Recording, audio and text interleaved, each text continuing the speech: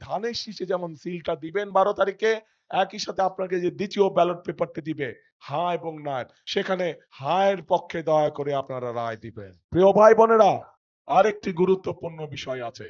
আপনাদের নিশ্চয়ই মনে আছে, আজকে থেকে প্রায় ২.৫ বছর আগে যখন স্বৈরাচার এই দেশের মানুষের কাঁধের উপরে চেপে বসেছিল, সেই সময় বিএনপি সংস্কার প্রস্তাব দিয়েছিল দেশের মানুষের সামনে। ৩১ দফা সংস্কার প্রস্তাব মনে আছে? ৩১ দফা সংস্কার প্রস্তাব মনে আছে আপনাদের, জানেন তো? আচ্ছা, পরবর্তীতে আমরা কি দেখলাম, যে বর্তমান সরকার যখন আসলো, অন্তর্বর্তীকালীন সরকার আসলো, অন্তর্বর্তীকালীন সরকার এসে তারা একটি সংস্কার কমিশন করলো এবং বাংলাদেশের প্রায় কম বেশি রাজনৈতিক দলগুলোকে সেখানে আহ্বান করলো।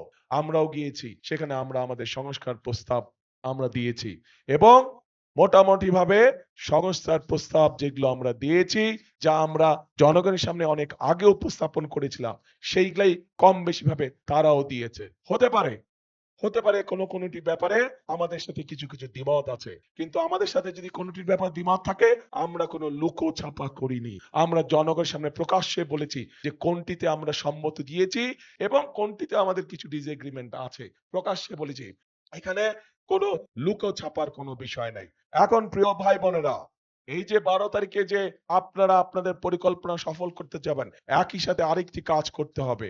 এই যেই অধিকার ফিরানোর জন্য আবু সাইদ নিজের জীবনকে উৎসর্গ করেছে, চট্টগ্রামে ওয়াসিম নিজের জীবনকে উৎসর্গ করেছে, এরকম হাজারো মানুষ যারা নিজের জীবনকে উৎসর্গ করেছে, তাদের মানুষের ভোটের অধিকার, কথা বলার অধিকার, অর্থনৈতিক অধিকার প্রতিষ্ঠার মাধ্যমে যেমন তাদের এই জীবন উৎসর্গকে আমরা মূল্যায়ন করতে পারবো, একইভাবে তাদের জীবন উৎসর্গকে মূল্যায়ন করতে হলে আমরা যে জুলাই সনদে স্বাক্ষর করেছি, সেই জুলাই সনদকেও আমাদের সম্মান করতে হবে এবং সেজন্যই আপনাদের সকলকে অনুরোধ করব যে ধানের শীষে যেমন সিলটা দিবেন ১২ তারিখে, একই সাথে আপনাকে যে দ্বিতীয় ব্যালট পেপারটি দিবে হ্যাঁ এবং না, সেখানে হ্যাঁ এর পক্ষে দয়া করে আপনারা রায় দিবেন। মনে থাকবে তো? প্রিয় ভাই বোনেরা, ৫ তারিখে, অগাস্টের ৫ তারিখে পরিবর্তন হয়েছে দেশে। দেশের মানুষ পরিবর্তন চায়। কি পরিবর্তন?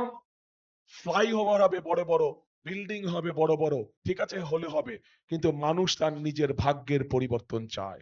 মানুষ চায় কর্মসংস্থান, মানুষ চায় নিরাপদে রাস্তা দিয়ে হাঁটবে, মানুষ চায় নিরাপদে রাতে বাসায় ঘুমাবে, মানুষ চায় নিরাপদে যে যার চাকরি বাকরি ব্যবসা বাণিজ্য সব কাজ কারবার করবে, তাই তো?